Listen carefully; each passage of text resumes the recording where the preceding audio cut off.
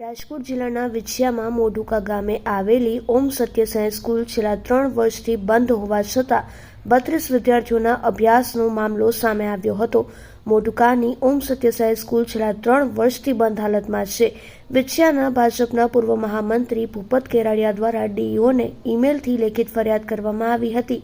રાજકોટ જિલ્લા શિક્ષણ અધિકારીની ટીમ વિછિયા તાલુકાના મોઢુકા ગામે તપાસ અર્થે પહોંચી હતી. મોઢુકા ગામે આવેલી સત્ય સાંઈ સ્કૂલના વિદ્યાર્થીઓને ક્રિષ્ના સ્કૂલમાં મંજૂરી વગર પ્રવેશ આપવામાં આવ્યો છે. સમગ્ર મામલે જિલ્લા શિક્ષણ અધિકારી કિરીટસિંહ પરમારનું નિવેદન સામે આવ્યું છે. 30/10/2014ના રોજ સ્કૂલ દ્વારા અરજી આપવામાં આવી હતી. ત્યારે અમારી સ્કૂલ જર્જરિત હોવાથી સ્કૂલ ચલાવી શકીએ નહીં. ઓમ સત્ય સાંઈ શાળાને શિક્ષણ વિભાગ દ્વારા તાત્કાલિક અસરથી નોટિસ આપી છે.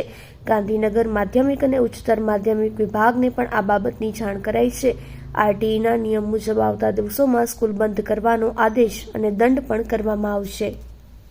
મોઢુકાની અંદર શ્રી ઓમ સત્ય સાંઈ માધ્યમિક અને ઉચ્ચતર માધ્યમિક શાળા જે ખાનગી શાળા છે અને એ Om Satya Sai education and charitable trust Vichhiya સંચાલિત છે. આ શાળા તેમણે 30/10/2024ના અમને એવું એક લેખિત આપેલું છે કે આ ગામની અંદર આ જે શાળા અમે અત્યારે ચલાવીએ છીએ એમાં મકાન છે એ જર્જરિત હાલતમાં છે, અદ્યતન સુવિધાઓથી સજ્જ નથી એટલું બધું, એટલે હવે એ જર્જરિત થઈ ગયું હશે એટલે એના બેઝ ઉપર એમને સમારકામ કરાવવું છે મકાનનું.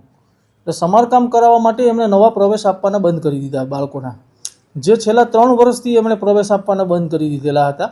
પરંતુ અત્રેની કચેરીને એમણે 30/10/24ના રોજ લખીને આવું આપ્યું, જેના બેઝ ઉપર અમારા આસિસ્ટન્ટ એજ્યુકેશન ઇન્સ્પેક્ટરે 30/6/11ના રોજ આની તપાસ કરી અને તપાસની અંદર પણ એમણે એવું અમારા એઈઆઈએ એવું કીધું છે કે આ જે શાળા જે છે એ ખાનગી શાળા છે અને એમાં 12મા ધોરણની અંદર હાલ 32 વિદ્યાર્થીઓ જે અભ્યાસ કરે છે તેમને શાળાએ અન્ય જગ્યાએ શિફ્ટ કરી આપેલા છે અને એ શાળાથી 1 કિલોમીટર દૂર બીજી ખાનગી શાળા છે જે ક્રિષ્ના વિદ્યાલય કરીને છે, ત્યાં એમણે શિફ્ટ કરી આપેલા હતા અને એમાં બાળકોના અત્યારે ભણવાનું ચાલુ છે 12મા ધોરણના. એટલે અત્રેની કચેરીની કોઈપણ પ્રકારની મંજૂરી વગર એમણે આ કામગીરી કરેલી છે.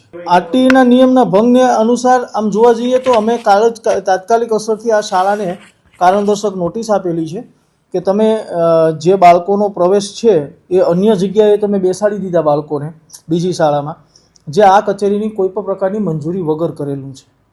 એટલે જેથી કરીને અમે કારણદર્શક નોટિસ કાલે આપી છે અને ગુજરાત માધ્યમિક અને ઉત્તર માધ્યમિક શિક્ષણ બોર્ડ અને કમિશનરશ્રી શાળાઓની કચેરીને મેં આજે જ રિપોર્ટ અત્યારે મારો તૈયાર કરી અને મોકલી આપ્યો છે. ખાનગી શાળા છે, શાળાએ અમને હજી સુધી દરખાસ્ત નથી કરી કે અમને અમારી શાળા બંધ કરી દેવી એવી, પરંતુ આ રીતના જો એને હશે તો એના પર ડિસિપ્લિનરી એક્શનો અમે હજી અમારે ઈઆઈ છે એના મારફત અને અમે પોતે તપાસ કરી અને નવા સત્રથી આ શાળા છે એને અમે આગળની કાર્યવાહી એક્શન મોડ પર લેશું.